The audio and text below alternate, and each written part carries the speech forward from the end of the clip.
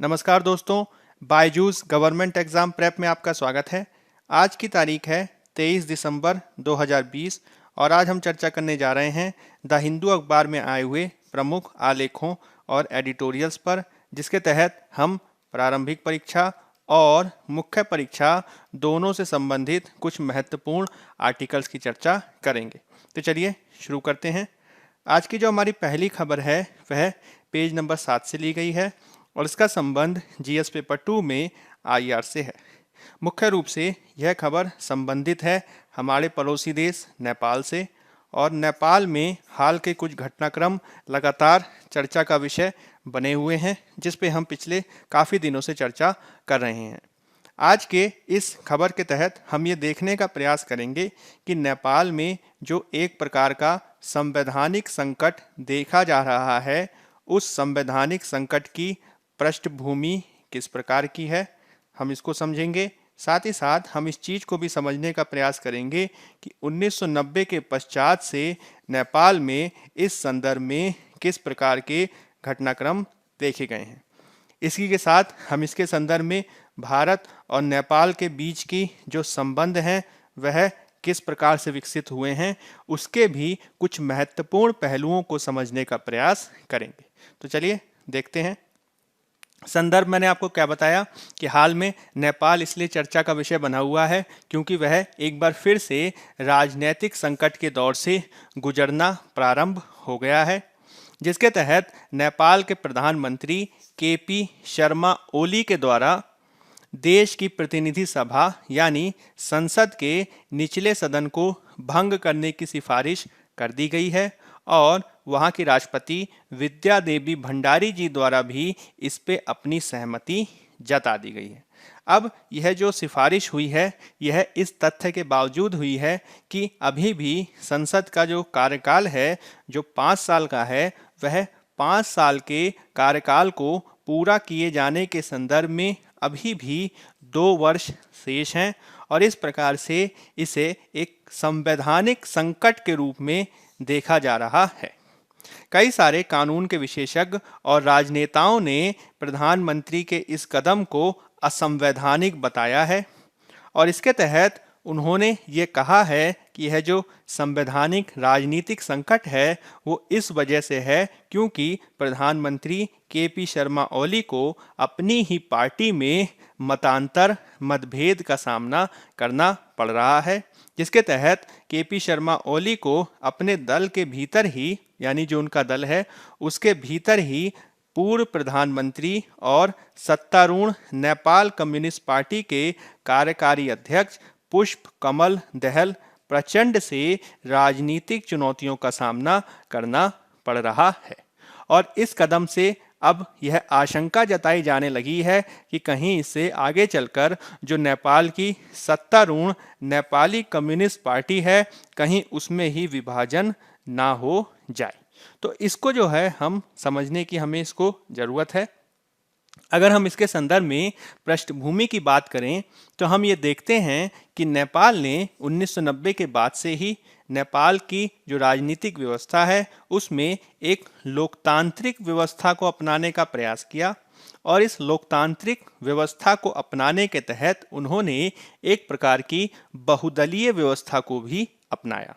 और इस बहुदलीय व्यवस्था के तहत हम ये देखते हैं कि वर्तमान में बहुत सारी पॉलिटिकल पार्टीज नेपाल में उपस्थित हैं, जिसमें नेपाली कांग्रेस एक महत्वपूर्ण पार्टी है जो वर्तमान में विपक्ष में है। इसके अलावा नेपाल की तराई क्षेत्र में रहने वाले जो वहाँ के मधेशी समुदाय हैं जिनको भारत से जोड़ के देखा जाता है, उनकी भी एक विशिष्ट पार्टी है जिसका नाम है जनता समाजवादी पार्टी।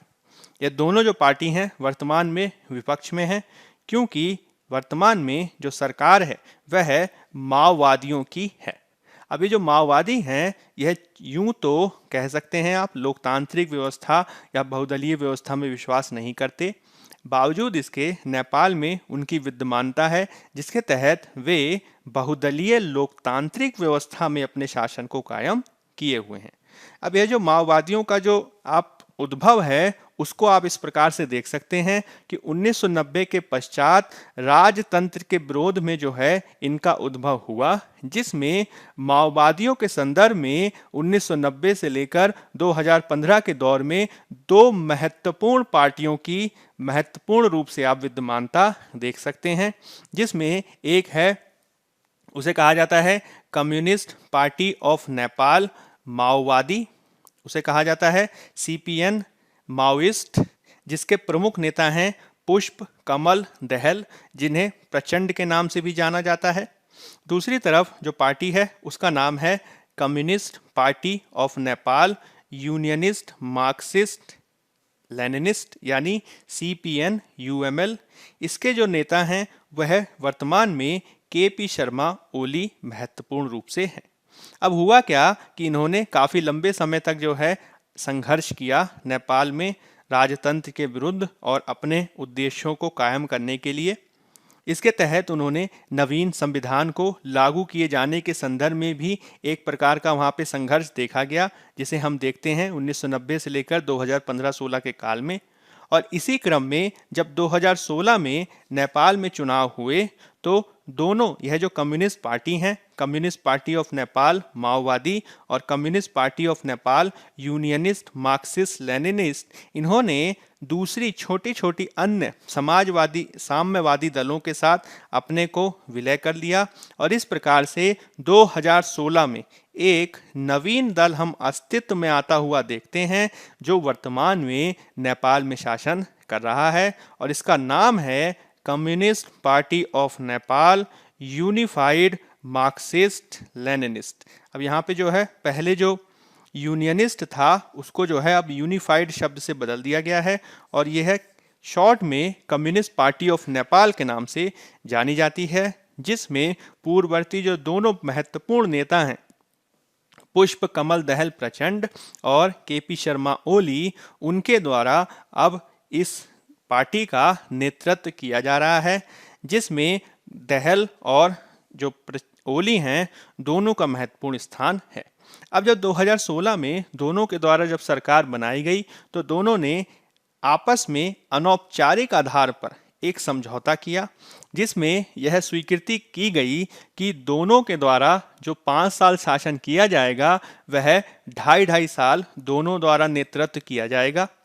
ओली ने जो है सरकार का प्रारंभ में नेतृत्व किया, हालांकि अब उन पर यह आरोप लगाया जा रहा है कि उन्होंने जो एक सहमति बनी थी दोनों नेताओं के मध्य उसका पालन नहीं किया, और यही कारण है कि अब दोनों में दरार बढ़ने लगी है। अब यह जो दरार है वो इस पृष्ठभूमि में और भी ज़्यादा महत्वपूर्ण हो जाती है कि कम्युनिस्ट पार्टी के नेतृत्व में यह तनाव तब देखा जा रहा है जब उनकी सरकारें जो हैं 2/3 बहुमत से जीती हैं, और 2/3 बहुमत होने के बावजूद यदि वे सरकार को चला नहीं पा रहे हैं तो कई विशेषज्ञ इसे 2015 में निर्मित संविधान पर भी एक संकट की स्थिति के रूप में देख रहे हैं। और इसके माध्यम से जो 2015 के संविधान के द्वारा जो संघवाद, पंथ निरपेक्षता और गणतंत्र आदि के सिद्धांतों को लागू किए जाने की बात कही जा रही थी, उसको भी लोग संकट के रूप में देख रहे हैं। अब अनेक विशेषज्ञों का हालांकि इसके संदर्भ में कहना है कि पहले की जो जितने भी सीखे हैं उनसे जो है नेपाल ने लेसन अवश्य लिया था, सीख अवश्य ली थी। और इसके संदर्भ में 2015 में जब इन्होंने नवीन संविधान एडॉप्ट किया तो इसके माध्यम से इन्होंने जरूर ये प्रयास किए थे कि जब भी प्रधानमंत्री आदि द्वारा संसद को भंग आदि किए जाने के संदर्भ में सिफारिश की जाए तो ऐसा ना हो कि प्रधानमंत्री अपने एकाधिकारवादी निर्णय के चलते, एकाधिकारवादी डिसीजन मेकिंग के चलते संसद को भंग कर दे। और इसके लिए उन्होंने और भी अन्य विकल्पों को सुझाया था। इसी के आधार पर विशेषज्ञों का कहना है कि संसद को प्रधानमंत्री ने जिस प्रकार से एकाधिकारवादी निर्णय के आधार पर भंग करने का निर्णय ले लिया है वह जो है सुप्रीम कोर्ट में टिक नहीं पाएगा, और यही कारण है कि इसे सुप्रीम कोर्ट में चुनौती दी जाने वाली है। अब इसके संदर्भ में अगर हम संविधान के बारे में बात करें तो नेपाल में जो वर्तमान में 2015 का जो संविधान है उसे 2006 से लागू किया गया है। इससे पहले जो संविधान लागू था उसे 1991 में बनाया गया था, जो 2006 तक जारी रहा। अब यह जो 1991 के बाद का जो काल है, वर्तमान में आप कह सकते हैं 1991 से 2016 के बीच का काल, इसके बीच में भी बहुत सारे प्रधानमंत्री आदि ने संसद को भंग किए जाने की सिफारिश आदि की थी, जिसके तहत 1991 के पश्चात जब नेपाल ने संसदीय शासन व्यवस्था को प्रमुख रूप से अपनाने का प्रयास किया तो उसके बाद कई बार इस तरीके के उदाहरण देखे गए जब विद्यमान प्रधानमंत्रियों के द्वारा इसको भंग करने की सिफारिश की गई, जिसके तहत 1991 में जिस संसद का निर्माण हुआ था उसे उस समय के प्रधानमंत्री गिरिजा प्रसाद कोइराला, या जिन्हें जीपी कोइराला के नाम से जाना जाता है, उनके द्वारा भंग किया गया। 1995 में फिर से प्रधानमंत्री मनमोहन अधिकारी के द्वारा इसे भंग करने का प्रयास किया गया, हालांकि सुप्रीम कोर्ट ने इस सिफारिश को रद्द कर दिया था। उसके बाद 2002 में प्रधानमंत्री शेर बहादुर देउबा द्वारा संसद को भंग किया गया, हालांकि 2006 में नेपाल के जो राजा ज्ञानेंद्र थे उन्होंने इसे पुनः बहाल कर दिया। अब यह जो लगातार जो उदाहरण देखे जा रहे हैं उसकी तुलना में वर्तमान में जो संसद को भंग की गई है, संसद को भंग करने का जो उदाहरण देखा गया है वह नेपाल में तनावों को बढ़ाना देने वाला है, जिसके तहत राजनीतिक तौर पर यह कहा जा रहा है कि यदि माओवादी 2/3 बहुमत के बावजूद अपनी सरकार को चला पाने में सफल नहीं हो पाते हैं तो इसका जो पॉलिटिकली लाभ है, राजनीतिक रूप से जो लाभ है, वह नेपाली कांग्रेस और मधेशियों की पार्टी जनता समाजवादी पार्टी को प्राप्त होगा। हालांकि जो वर्तमान में जो विरोध प्रदर्शन देखे जा रहे हैं और आने वाले समय में अप्रैल और मई के महीने में जो नेपाल में भारी वर्षा की स्थिति आदि देखी जाती है, उसके चलते कई विशेषज्ञ यह आशंका भी जाहिर कर रहे हैं कि कहीं ऐसा ना हो कि जो अप्रैल और मई में चुनावों को प्रस्तावित किया गया है वह कराए ही ना जाए, और यदि समय पर चुनाव नहीं होते हैं तो इससे नेपाल का जो राजनीतिक संकट है वो और भी ज़्यादा व्यापक हो सकता है। और कई सारे विशेषज्ञों का यह भी कहना है कि इसमें बाह्य हस्तक्षेप भी देखा जा सकता है, जिसमें चीन का हस्तक्षेप अथवा जो वहाँ की सेना है वह भी इसके संदर्भ में, भले ही वर्तमान में वह किसी प्रकार के हस्तक्षेप की बात ना कर रही हो, लेकिन भविष्य में उसके द्वारा भी हस्तक्षेप किया जा सकता है। विशेष रूप से अगर हम चीन के द्वारा बात करें, चीन के संदर्भ में अगर हम बात करें तो 2006 के बाद चीन इसके संदर्भ में नेपाल से अपने संबंधों के संदर्भ में काफ़ी महत्वपूर्ण भूमिका निभा रहा है। नेपाल के लिए चीन वर्तमान में सबसे बड़े विदेशी पूंजी निवेशकर्ता एफडीआई के आगमन के संदर्भ में महत्वपूर्ण बना हुआ है, और यहीं से भारत की भी भूमिका आ जाती है, क्योंकि चीन के साथ संबंधों का प्रगाढ़ होना भारत के लिए भी एक चुनौती है। अब अगर हम भारत और नेपाल के मध्य संबंधों को ऐतिहासिक रूप से देखें तो नेपाल भारत का एक महत्वपूर्ण पड़ोसी है, जिसके बीच के जो संबंध हैं वह ऐतिहासिक रूप से काफ़ी महत्वपूर्ण हैं, और भारत और नेपाल आपस में न केवल भौगोलिक रूप से जुड़े हुए हैं अपितु ऐतिहासिक, सांस्कृतिक और आर्थिक संबंधों में भी आपस में जुड़े हुए हैं। यही कारण है कि भारत की विदेश नीति के संदर्भ में नेपाल की काफ़ी महत्वपूर्ण भूमिका है। अगर हम धर्म के आधार पर बात करें तो हिंदू धर्म और बौद्ध धर्म के संदर्भ में दोनों में समान संबंध हैं, जिसमें बुद्ध का जो जन्म है उसे लुम्बिनी नेपाल में माना जाता है, वहीं दूसरी ओर बुद्ध को जो निर्वाण प्राप्त हुआ वह कुशीनगर में प्राप्त हुआ, जो भारत में स्थित है। इसके अलावा स्वतंत्रता के पश्चात भारत और नेपाल के बीच के संबंधों को प्रगाढ़ आधार देने में 1950 की भारत नेपाल शांति और मित्रता संधि सबसे ज़्यादा महत्वपूर्ण है, जो दोनों देशों के बीच मौजूद विशेष संबंधों का भी आधार है। अगर हम इस संधि के बारे में बात करें तो यह भारत और नेपाल के बीच की गई एक द्विपक्षीय संधि है। जिसका उद्देश्य दोनों दक्षिण एशियाई पड़ोसी राष्ट्रों के बीच एक घनिष्ठ रणनीतिक संबंधों की स्थापना करना है। यह जो संधि है वह दोनों देशों के बीच एक प्रकार से लोगों और वस्तुओं की मुक्त आवाजाही यानी ओपन बॉर्डर्स और साथ ही साथ रक्षा और विदेशी मामलों में घनिष्ठ संबंधों और सहयोग की अनुमति देती है। साथ ही साथ यह नेपाल को भारत से हथियार आदि खरीदने की भी सुविधा देती है। अगर हम अलग अलग क्षेत्रों में भारत नेपाल सहयोग को देखें तो यह बहुविविध रूप में नजर आता है, जिसमें व्यापार और अर्थव्यवस्था के क्षेत्र में भारत और नेपाल काफ़ी महत्वपूर्ण साझेदार हैं, जिसमें ऐतिहासिक रूप से भारत नेपाल का सबसे बड़ा व्यापार साझेदार बना हुआ है, जिसके तहत भारतीय उद्योग नेपाली उद्योगों के साथ विनिर्माण, सेवा, बैंकिंग, बीमा, बिजली, पर्यटन आदि विविध क्षेत्रों में संलग्न हैं।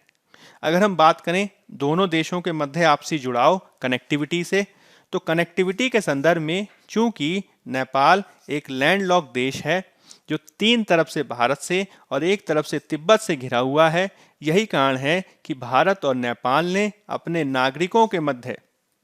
यानी प्यूपिल टू प्यूपिल कांटेक्ट को बढ़ाने, आर्थिक विकास और समृद्धि को बढ़ावा देने के लिए बहुत सारे कनेक्टिविटी कार्यक्रम शुरू किए हैं, जिसके तहत भारत के रक्सौल को काठमांडू से जोड़े जाने के संदर्भ में इलेक्ट्रिक रेल ट्रैक बिछाने के लिए भी दोनों देशों के मध्य समझौते किए गए हैं। इसके अलावा भारत द्वारा समय समय पर नेपाल को विकास संबंधी सहायता भी दी जाती रही है, जिसका संबंध अवसंरचनात्मक ढांचे के विकास से, स्वास्थ्य क्षेत्र से, जल संसाधन से, शिक्षा से, ग्रामीण और सामुदायिक विकास से भी है। अगर हम बात करें रक्षा सहयोग की, डिफेंस के क्षेत्र में, तो दोनों देशों के मध्य द्विपक्षीय रक्षा सहयोग भी विद्यमान है, जिसके तहत भारत द्वारा समय समय पर नेपाल की सेना को आधुनिकीकृत करने, विविध प्रकार के उपकरण और प्रशिक्षण को देने के लिए कार्य किया जाता है। इसके अलावा नेपाल ऐसे देशों में शामिल है जहां से लोगों को गोरखा रेजिमेंट्स में नेपाल के पहाड़ी इलाकों से युवाओं की भर्ती की जाती है और गोरखा रेजिमेंट जो है वह ऐतिहासिक रूप से भारतीय सेना का एक महत्वपूर्ण अंग रहा है। इसके अलावा 2011 से भारत नेपाल के साथ संयुक्त सैन्य अभ्यास भी कर रहा है, जिसका नाम सूर्य किरण है। अगर हम सामुदायिक दृष्टिकोण से लोगों के बीच संपर्क के दृष्टिकोण से देखें तो नेपाल में बड़ी संख्या में भारतीय रहते हैं, इसी प्रकार से भारत में भी बड़ी संख्या में नेपाली रहते हैं, जिसमें व्यापारी, उद्यमी, डॉक्टर, इंजीनियर, मजदूर और दूसरे प्रकार के अलग अलग प्रकार के लोग शामिल हैं। इस तरीके से देखें तो भारत और नेपाल के बीच के जो संबंध हैं वो काफ़ी महत्वपूर्ण हैं, और यदि इस प्रकार के संवैधानिक संकट को हम लगातार जारी हुआ देखेंगे तो निश्चित रूप से इसका जो प्रभाव है वह भारत नेपाल संबंधों पे पड़ेगा।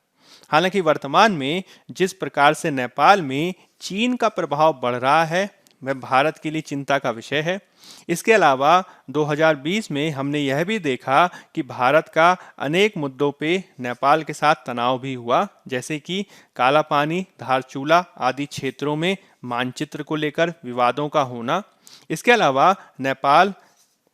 चीन के बेल्ट एंड रोड परियोजना का भी एक महत्वपूर्ण अंग रहने वाला है और इससे भी भारत की चिंताएं बढ़ रही हैं। यही कारण है कि इन सारी चीज़ों को ध्यान में रखते हुए ही भारत को नेपाल से अपने संबंधों को और बेहतर करने के लिए, इनको पुनः बहाल करने की कार्य में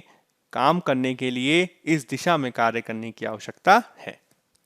यह कुछ महत्वपूर्ण बातें हुई भारत नेपाल संबंधों के संदर्भ में और इसमें विद्यमान संवैधानिक संकट आदि के संदर्भ में।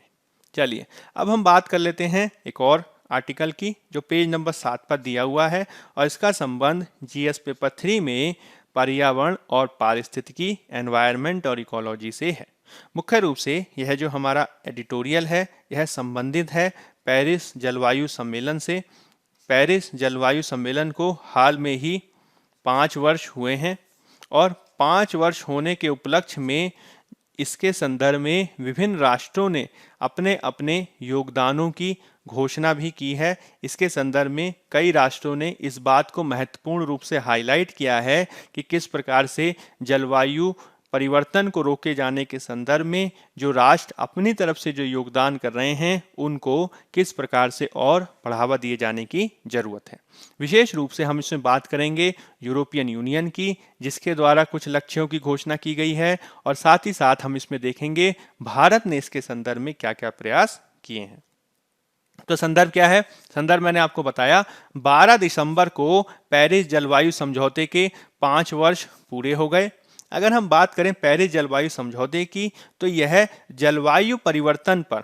क्लाइमेट चेंज पर कानूनी रूप से बाध्यकारी एक अंतर्राष्ट्रीय संधि है, जिसे दिसंबर 2015 में पेरिस में आयोजित कॉन्फ्रेंस ऑफ पार्टीज 21 सम्मेलन के दौरान 196 देशों द्वारा अपनाया गया। इसका लक्ष्य है पूर्व औद्योगिक स्तरों की तुलना में ग्लोबल वार्मिंग को 2 डिग्री सेल्सियस से कम करना, और इसके लिए कोशिश यह भी की जा रही है कि इसको कम से कम 1.5 डिग्री सेल्सियस तक ही सीमित रखा जाए। इसके तहत अलग अलग जो राष्ट्र हैं वो ये प्रयास कर रहे हैं कि 2050 से लेकर 2100 के बीच मानव गतिविधियों से जो ग्रीन हाउस गैसों का जो उत्सर्जन होता है उसको हम उस स्तर पे ला सकें, ताकि जो वृक्ष हैं, महासागर हैं और जो मृदा हैं उसे स्वाभाविक रूप से अवशोषित कर सके। यानी इसको एक प्रकार से आप कह सकते हैं, इसे कहा जाता है कार्बन न्यूट्रलिटी की संकल्पना। और कार्बन न्यूट्रलिटी की संकल्पना के तहत राष्ट्रों द्वारा उतना ही उत्सर्जन किए जाने पर बल दिया जाता है कि उनका यदि हम नेट उत्सर्जन निकालें तो नेट उत्सर्जन जो है वह 0 हो जाए। यानी अगर मान लीजिए कोई राष्ट्र जो है वो 100 टन जो है CO2 उत्पादित कर रहा है, तो उस देश में जो वृक्ष आदि विद्यमान होंगे, जो उस देश में जो वाटर बॉडीज, जल निकाय या महासागर आदि की जो विद्यमानता होगी, अगर वो जितने भी जो ये विद्यमान प्राकृतिक संसाधन हैं जो एक प्रकार से कार्बन सिंक के रूप में काम करते हैं, वातावरण से कार्बन डाइऑक्साइड को अवशोषित कर लेते हैं, तो अगर ये संसाधन पूरी की पूरी उत्सर्जित की जाने वाली 100 टन कार्बन डाइऑक्साइड को अवशोषित कर दें, तो इसका परिणाम क्या निकलेगा? इसका परिणाम निकलेगा 0 कार्बन उत्सर्जन। और इस प्रकार की कार्बन न्यूट्रलिटी, 0 कार्बन उत्सर्जन की लक्ष्य को प्राप्त करने का बहुत सारे देश प्रयास कर रहे हैं, जिसके तहत अंतर्राष्ट्रीय समुदाय, विशेष रूप से यूरोपीय संघ और भारत जो है, इसके संदर्भ में अपने योगदान को अभी हाईलाइट उन्होंने किया है। जिसके संदर्भ में जब 5 वर्ष पूरे हुए तो इसमें एक क्लाइमेट एम्बिशन समिट 2020 भी आयोजित किया गया, जिसके द्वारा राष्ट्रों ने यह घोषणा करने का प्रयास किया कि वे किस प्रकार से एक नेट 0 कार्बन उत्सर्जन की स्थिति को प्राप्त करने के लिए कार्य करेंगे, जिसके तहत अलग अलग राष्ट्रों ने अपने अपने योगदानों की घोषणा भी की। इसके तहत विशेष रूप से यूरोपीय संघ ने इसमें अपने योगदान को बताते हुए ग्रीन रिकवरी की बात की है। ग्रीन रिकवरी एक ऐसे, आप कह सकते हैं, एक ऐसे प्रयास को कहा जाता है जिसके तहत जब कोविड-19 की पृष्ठभूमि में अर्थव्यवस्था में सुधार किए जाने की बात की जाती है, तो विभिन्न राष्ट्रों द्वारा इस प्रकार के सुधार पर बल दिया जाना चाहिए जो जलवायु परिवर्तन के दृष्टिकोण से सकारात्मक हो। हम कोई ऐसा आर्थिक विकास और समृद्धि ना करें कि इससे जो हमने अपने लक्ष्य निर्धारित कर रखे हैं कार्बन उत्सर्जन को कम किए जाने के संदर्भ में, वह नकारात्मक रूप से बाधित हो। यही कारण है कि इसके लिए जो यूरोपियन यूनियन है उसने यूरोपियन ग्रीन डील की घोषणा की है, जिसके माध्यम से 2050 तक यूरोपीय संघ जलवायु क्षेत्र में कार्बन न्यूट्रलिटी को प्राप्त करना चाहता है। यानी 2050 तक वह इस प्रकार से प्रयास करेगा कि उसके द्वारा किया जाने वाला जो कुल उत्सर्जन है वो विभिन्न माध्यमों से इस प्रकार से संतुलित हुए कि जो नेट कार्बन उत्सर्जन हो वो 0 हो जाए। और इसके लिए यूरोपीय यूनियन ने यह घोषणा की है कि वो 2030 तक ग्रीन हाउस गैस उत्सर्जन में कम से कम 55% की कमी लाएगा और यह जो कमी लाई जाएगी वह 1990 के स्तर से लाई जाएगी। इसके तहत मुख्य रूप से यूरोपीय संघ द्वारा ग्रीन तकनीक यानी जो हरित तकनीक है उसको भी अपनाया जाएगा और उसकी लागत को कम किया जा सके इसके लिए भी प्रयास किए जाएंगे, जैसे कि सोलर ऊर्जा के क्षेत्र में, पवन ऊर्जा आदि के क्षेत्र में। अब इसके तहत हमें यह भी समझना महत्वपूर्ण है कि जलवायु परिवर्तन को रोके जाने के संदर्भ में या उसके संदर्भ में कार्बन उत्सर्जन को कम किए जाने के संदर्भ में यह भी बेहद महत्वपूर्ण है कि जो विकासशील देश हैं उनको भी जो है वित्तीयन किया जाए, जैसे कि पेरिस जलवायु सम्मेलन में विभिन्न विकसित राष्ट्रों आदि द्वारा इसके संदर्भ में बात की गई थी। जैसे कि अमेरिका आदि देशों के नेतृत्व में यह घोषणा की गई थी कि विकासशील देशों को भी जलवायु परिवर्तन के खतरों से निपटने के लिए आने वाले वर्षों में $100 बिलियन से अधिक का फंडिंग किया जाएगा। तो जलवायु के संदर्भ में, पेरिस क्लाइमेट डील के संदर्भ में उसको सफल किए जाने के दृष्टिकोण से ये काफ़ी महत्वपूर्ण हो जाता है। इसके तहत अगर हम बात करें भारत की, तो भारत ने भी इसके संदर्भ में बहुत सारे प्रयास किए हैं, जैसे कि उसके द्वारा अंतर्राष्ट्रीय सौर गठबंधन का निर्माण किया गया है। उसके द्वारा अवसंरचनात्मक क्षेत्र में एक बेहतर कार्य करने के लिए Coalition for Disaster Resilient Infrastructure का निर्माण किया गया है। आने वाले वर्षों में भारत इसके संदर्भ में कई अंतर्राष्ट्रीय सम्मेलनों आदि में भी भाग लेगा, जैसे कि ग्लासगो में आयोजित होने वाला कॉन्फ्रेंस ऑफ पार्टी 26 सम्मेलन जो संबंधित है जलवायु परिवर्तन से, और कुनमिंग में आयोजित होने वाला कोप 15 जो संबंधित है जैव विविधता से। अब इसके संदर्भ में यूरोप और भारत दोनों जो हैं काम करने की आवश्यकता है। अगर हम भारत के बारे में बात करें तो भारत की जो कार्बन उत्सर्जन की जो स्थिति है वह पर कैपिटा बेसिस पर, प्रति व्यक्ति आधार पर काफ़ी न्यून है, जिसमें संयुक्त राष्ट्र आदि की रिपोर्ट यह बताती है कि भारत का प्रति व्यक्ति जो उत्सर्जन है वह वास्तव में वैश्विक औसत से 60% कम है। इसके तहत 2019 में देश का जो उत्सर्जन बढ़ा है वह 1.4% ही बढ़ा है, जो पिछले एक दशक के प्रतिवर्ष बढ़ने वाले 3.3% के औसत से बेहद कम है। इसके तहत भारत ने लगातार ये प्रयास किए हैं कि हम अपनी तरफ से उत्सर्जन पर नियंत्रण के लिए कुछ उपायों को अपना सकें। इसके तहत भारत ने जो परिवहन क्षेत्र है उसमें उत्सर्जन मानकों को बेहतर करने के लिए भारत स्टेज 6 मानकों को अपनाया है, जिसके माध्यम से वायु प्रदूषण पर नियंत्रण के लिए सरकार ने कुछ नवीन उत्सर्जन नियंत्रण मानकों को अपनाया है। भारत सरकार द्वारा सोलर एनर्जी को बढ़ावा देने के लिए और सोलर एनर्जी के माध्यम से ऊर्जा सुरक्षा को सुनिश्चित करने के लिए, पारिस्थितिकी रूप से स्थायी विकास को बढ़ावा देने के लिए राष्ट्रीय सोलर मिशन की भी घोषणा की है। इसके अलावा सोलर एनर्जी के साथ ही पवन एनर्जी को भी बढ़ावा देने के लिए राष्ट्रीय पवन सौर हाइब्रिड नीति 2018 जो है घोषणा की है। और इन सभी पहलों के माध्यम से भारत ये प्रयास कर रहा है कि हम अपने कार्बन डाइऑक्साइड के उत्सर्जन में 164 मिलियन किलोग्राम से अधिक की कटौती कर सकें। अब यह तो हो गए हमारी कुछ सरकारी प्रयास, लेकिन यदि हमें अंतर्राष्ट्रीय स्तर पर इस पूरे प्रयास को सफल बनाना है तो अलग अलग राष्ट्रों जैसे कि यूरोपियन यूनियन आदि के साथ मिलकर हमें कार्य करना होगा, जिसके तहत जो विद्यमान समाज आदि हैं उनके द्वारा भी कार्य करने की आवश्यकता है। इसके तहत न केवल हमें वैश्विक स्तर पर, क्षेत्रीय स्तर पर, राष्ट्रीय स्तर पर और व्यक्तिगत स्तर पर कार्य करना होगा, अपितु नीतियों को बनाए जाने के साथ ही छोटे छोटे प्रयासों को भी महत्वपूर्ण रूप से लागू करना होगा। तो यह कुछ ऐसी बातें हैं जो हम इस आर्टिकल के तहत समझ सकते हैं।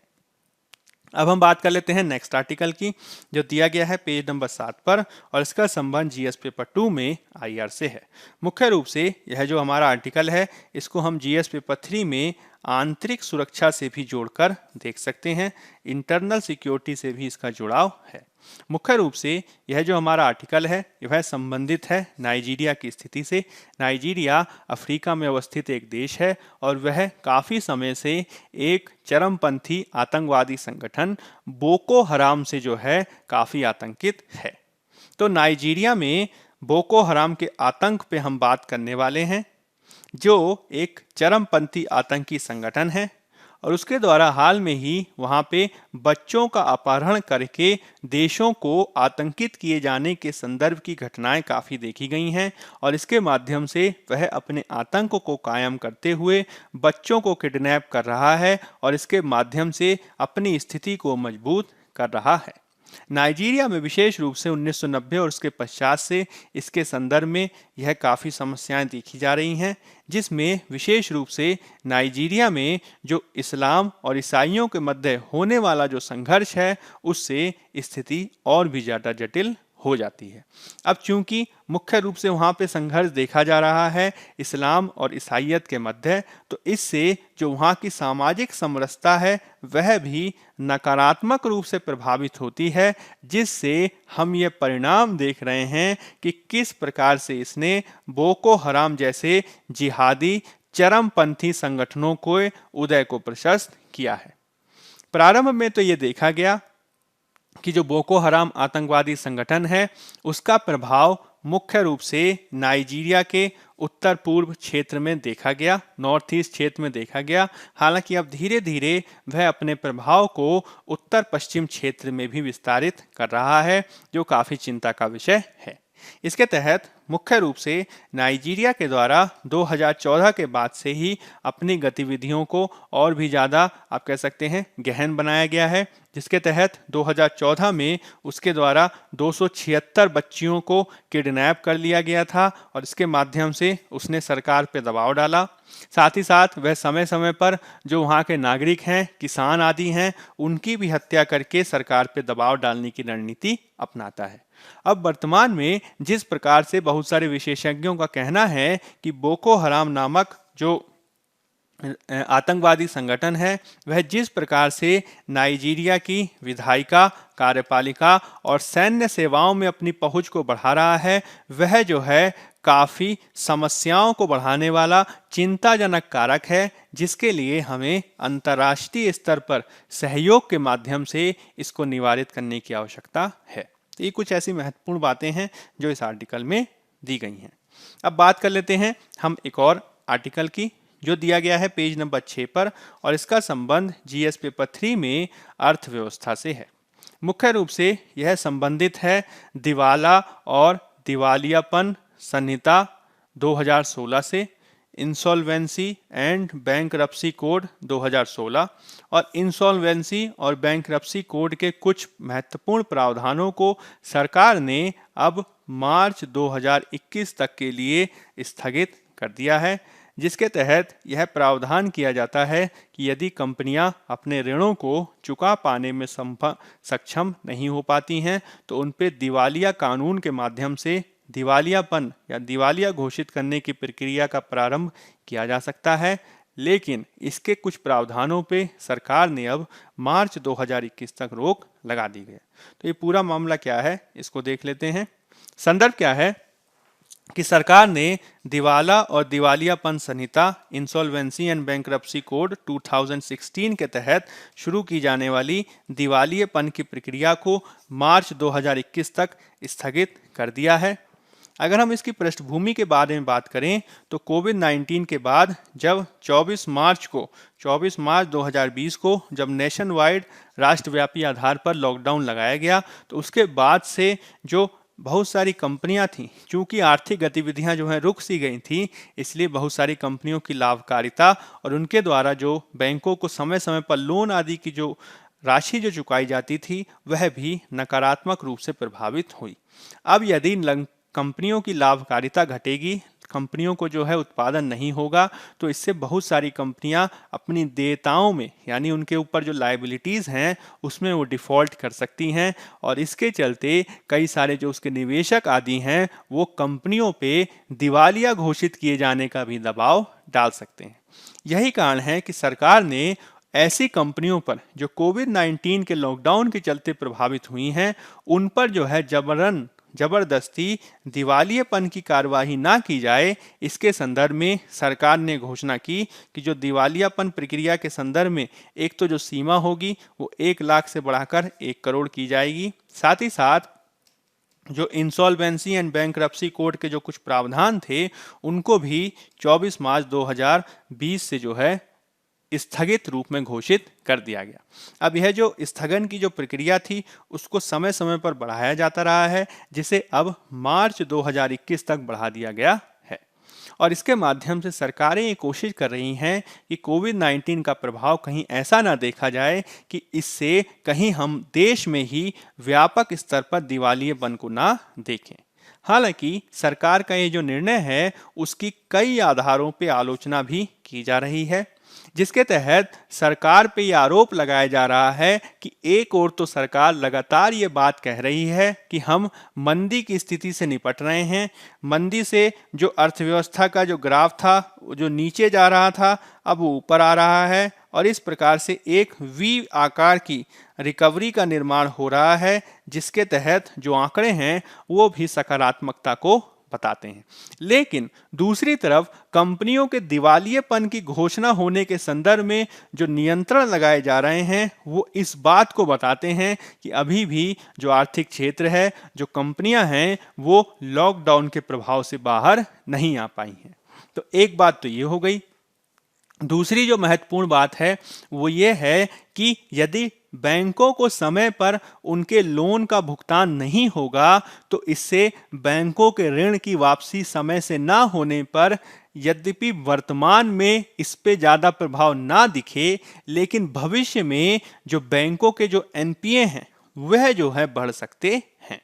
मुख्य रूप से इसके संदर्भ में ये कहा जा रहा है कि यदि एमएसएमई आदि के क्षेत्र में यानी लघु, छोटे, सूक्ष्म उपक्रमों आदि के संदर्भ में उनको राहत दिए जाने के संदर्भ में यदि इस प्रकार की घोषणा की जा रही है वह तो सही है, लेकिन अगर किसी का हजारों करोड़ रुपया बकाया हो तो उसको जो है चुकाए जाने के संदर्भ में कार्यवाही की जानी चाहिए। विशेष रूप से जो बड़े ऋणदाता हैं जिनका कई बैंकों पे उधार है, जो लॉकडाउन का बहाना बनाकर वापस नहीं कर रहे हैं, एनपीए किए जा रहे हैं और बैंकों पे इससे दबाव बढ़ रहा है, उसके संदर्भ में हमें कार्यवाही करनी होगी ताकि भारतीय अर्थव्यवस्था को इसके संदर्भ में आगे चलकर समस्या का सामना ना करना पड़े। अब अगर हम बात करें दिवाला और दिवालियापन संहिता इंसॉल्वेंसी एंड बैंकरप्सी कोड 2016 की, तो यह जो है केंद्र सरकार द्वारा आर्थिक सुधारों को बेहतर करने की दिशा में 2016 में पारित किया गया, जिसके माध्यम से दिवाला और दिवालियापन संहिता के माध्यम से 1909 के प्रेसिडेंसी टाउन इंसॉल्वेंसी एक्ट और प्रोविंशियल इंसॉल्वेंसी एक्ट 1920 को रद्द किया गया और साथ ही साथ company act, limited liability partnership act और सिक्योरिटाइजेशन एक्ट जैसे कई कानूनों में संशोधन भी किया गया। इसके तहत यह देखा जाता है, ये कह सकते हैं आप कि कोई भी जो कंपनी आदि होती है यदि उसको लगातार व्यवसाय में नुकसान होता है तो उसका ये अधिकार है कि अगर उससे व्यापार में उसे लाभ नहीं हो रहा है तो वह खुद को दिवालिया घोषित करके उस बिजनेस से बाहर आ सकती है। इसके तहत यदि कोई कंपनी खुद को दिवालिया घोषित करती है तो इसका मतलब यह होता है कि वो अपने संसाधनों से, अपनी संपत्ति से, अपने लाभकारिता से अपने ऋणों को चुका पाने में सक्षम नहीं है। अब यदि इसके संदर्भ में किसी भी कंपनियों को समय पे दिवालिया घोषित किए जाने के संदर्भ में यदि स्पष्टता नहीं होगी तो इससे जिन व्यक्तियों ने उस कंपनी को ऋण दे रखा होगा उनको जो है नुकसान झेलना पड़ेगा और खुद उस कंपनी या फर्म को भी तरह तरह के मानसिक और दूसरी प्रताड़नाओं से भी गुजरना पड़ेगा। यही कारण है कि दिवाला और दिवालियापन संहिता के माध्यम से एक प्रक्रिया को तय किया गया कि यदि कोई कंपनी खुद को दिवालिया घोषित करना चाहती है तो वह किस प्रकार से कर सकती है।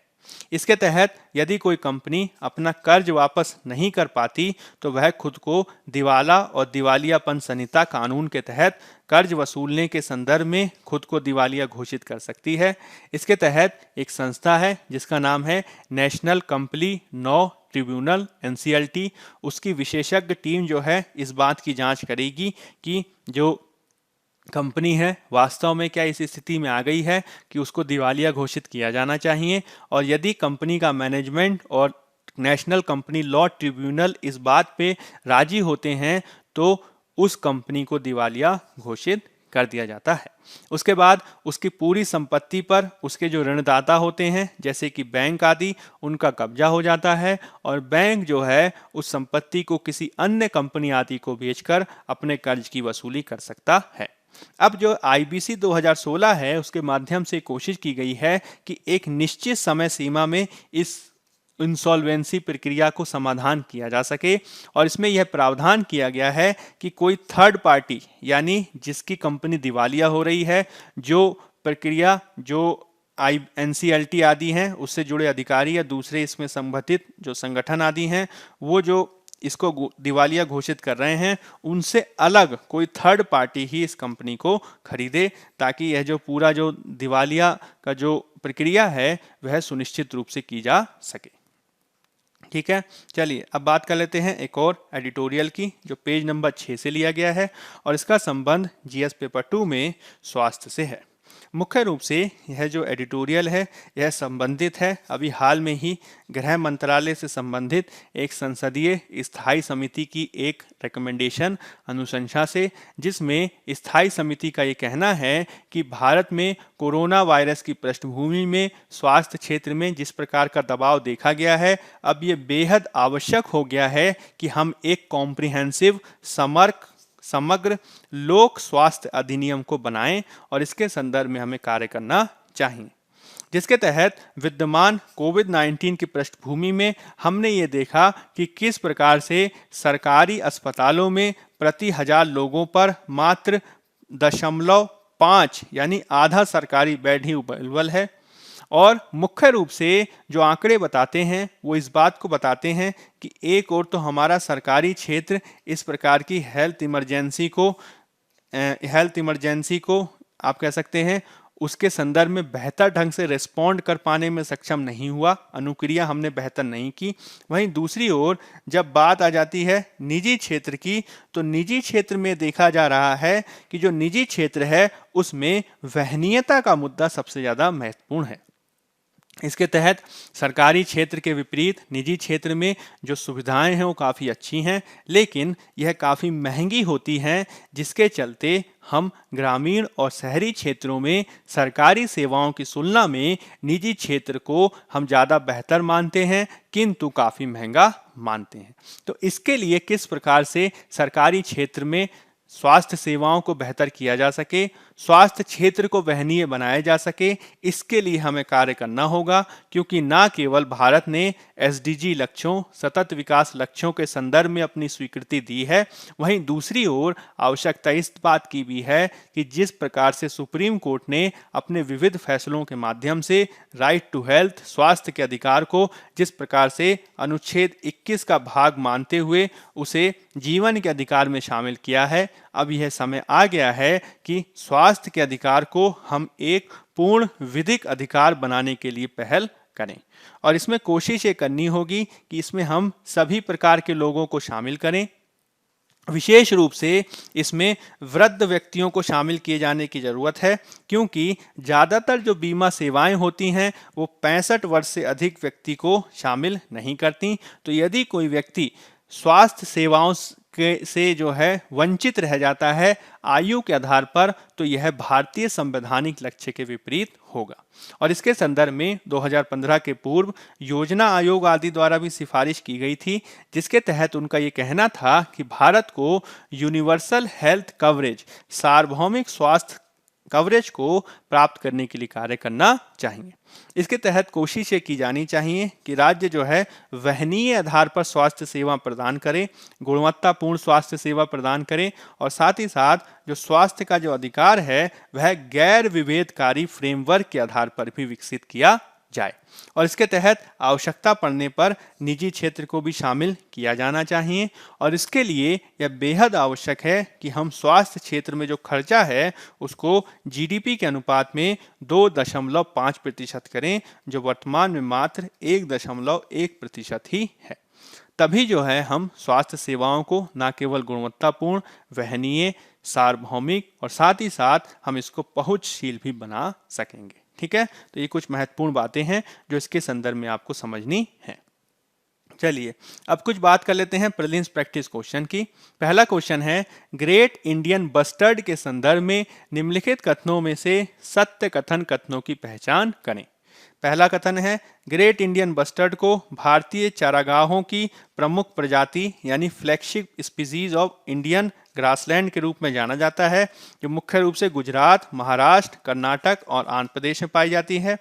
ग्रेट इंडियन बस्टर्ड की जनसंख्या में अभूतपूर्व कमी के कारण अंतर्राष्ट्रीय प्रकृति संरक्षण संघ international union for conservation of nature IUCN ने इसे संकटग्रस्त प्रजातियों में भी गंभीर संकटग्रस्त क्रिटिकली एंडेंजर्ड प्रजाति के तहत सूचीबद्ध किया है। सत्य कथन की पहचान करनी है, केवल एक, केवल दो, एक और दो दोनों की उपरोक्त में से कोई नहीं। तो ग्रेट इंडियन बस्टर्ड के संदर्भ में ये दोनों के दोनों जो कथन हैं वो सही हैं, तो उत्तर हो जाएगा हमारा सी, एक और दो दोनों। इसके संदर्भ में आज फ्रंट पेज में खबर आई है जिसमें जो राजस्थान में निवासित ग्रेट इंडियन बस्टर्ड्स हैं उनको बिजली के तारों से वो ना टकरा जाएं, इसके लिए फायर फ्लाइज की व्यवस्था की गई है, जो रात्रि में भी दिन में भी चमकते रहते हैं, बल्ब के समान होते हैं, और इसके माध्यम से जो चिड़ियाएं होती हैं वो दूर से ही बिजली के तारों को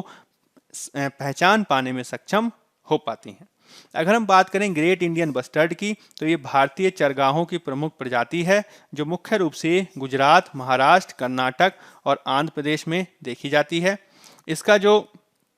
वैज्ञानिक नाम है वह RD ओटिस नाइग्रीसेप्स है, जिसको कई स्थानीय नामों से भी जाना जाता है, जैसे कि मलधोक, घोराड, येरभूत, गोडावन, तुकदार, सोन, चिड़ैया। यह जो है राजस्थान का राजकीय पक्षी है। हालांकि IUCN के स्टेटस के अनुसार इसको क्रिटिकली एंडेंजर्ड गंभीर रूप से संकटग्रस्त सूची में रखा गया है। इसी के चलते इसके शिकार पर पूर्ण पाबंदी लगाई गई है। हालांकि यह जो संकट है वो और विकराल इसलिए होता जा रहा है कि लगातार जो मैदान हैं वो घटते जा रहे हैं, और रेगिस्तान में भी बेहतर सिंचाई व्यवस्था ना होने के चलते जो इनके घास के मैदान वाले प्राकृतिक निवास हैं वह भी लगातार कम होते जा रहे हैं। ठीक है, यह चित्र है ग्रेट इंडियन बस्टर्ड छोन चिड़ैया का, जो आप देख सकते हैं। चलिए नेक्स्ट क्वेश्चन देख लेते हैं। शेट्टीहल्ली वन्य जीव अभयारण्य किस राज्य में है? कर्नाटक, केरल, गोवा, तमिलनाडु। तो शेट्टीहल्ली वन्य जीव अभयारण्य कर्नाटक राज्य में है, उत्तर हो जाएगा हमारा ए। नेक्स्ट क्वेश्चन देख लेते हैं। कर्नाटक में निम्नलिखित में से कौन से टाइगर रिजर्व अवस्थित हैं? बांदीपुर राष्ट्रीय उद्यान और tiger reserve, Nagarhole national park और tiger reserve, BRT tiger reserve, Kali tiger reserve, Bhadra tiger reserve. विकल्प हैं 1, 2 और 4, 2, 3 और 5, 1, 2, 3, 4 और 5 की केवल 2, 3 और 4। तो कर्नाटक में सभी पांचों के पांचों टाइगर रिजर्व अवस्थित हैं, तो उत्तर हो जाएगा हमारा सी, 1, 2, 3, 4 और 5। अब ये जो दोनों क्वेश्चन हैं वो इसलिए महत्वपूर्ण हो जाते हैं क्योंकि अभी हाल में ही जो है भारत में तेंदुओं की जनगणना से संबंधित नवीन आंकड़े को प्रस्तुत किया गया है, जिसके तहत यह बताया जा रहा है कि भारत में पश्चिमी घाट जो है वो लगभग 3,387 तेंदुओं का अधिवास स्थल है। इसके तहत कर्नाटक में 1783, तमिलनाडु में 868 और केरल में 650 तेंदुए जो हैं विद्यमान हैं, और पूरे भारत में लगभग 12,852 तेंदुए विद्यमान हैं। ठीक है, तो यह जो है आंकड़ा जारी किया गया है।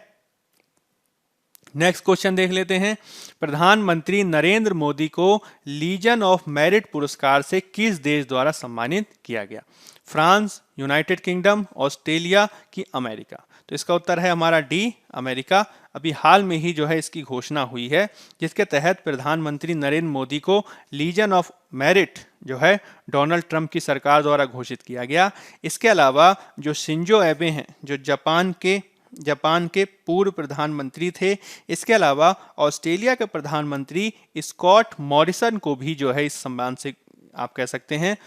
घोषित किया गया है। और इस तरीके से आप देखें तो क्वाड के जो, अगर अमेरिका को हम छोड़ दें तो इसमें अमेरिका को अगर हम छोड़ दें तो जापान के शामिल हो गए, भारत के शामिल हो गए और ऑस्ट्रेलिया के शामिल हो गए। तीनों के जो प्रधानमंत्री हैं उन तीनों को जो है लीजन ऑफ मेरिट से आपको कह सकते हैं अवॉर्डेड घोषणा की गई। ठीक है,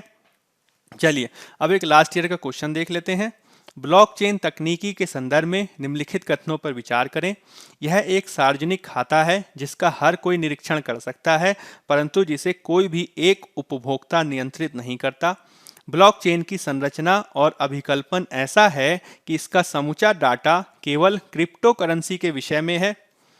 ब्लॉकचेन के आधारभूत वैशिष्ट्य पे आधारित अनुप्रयोगों को बिना किसी व्यक्ति की अनुमति के विकसित किया जा सकता है। तो उपरोक्त कथनों में से हमें सही कथन की पहचान करनी है। केवल एक और दो, केवल दो कि एक और तीन। तो इसमें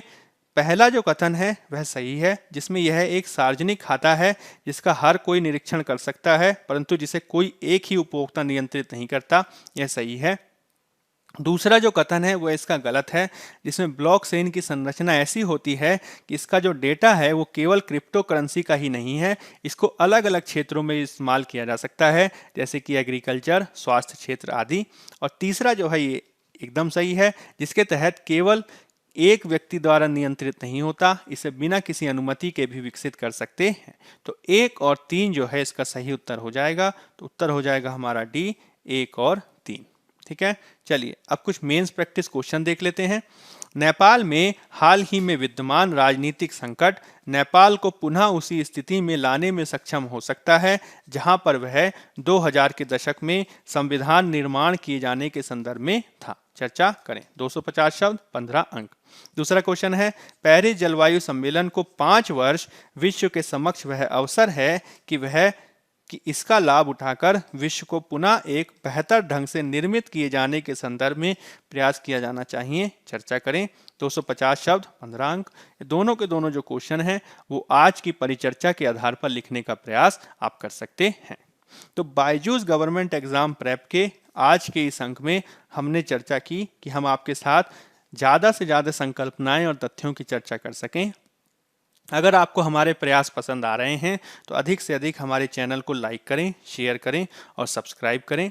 आज के अंक में फ़िलहाल इतना ही। तब तक के लिए बने रहिए बायजूस गवर्नमेंट एग्जाम प्रेप पे।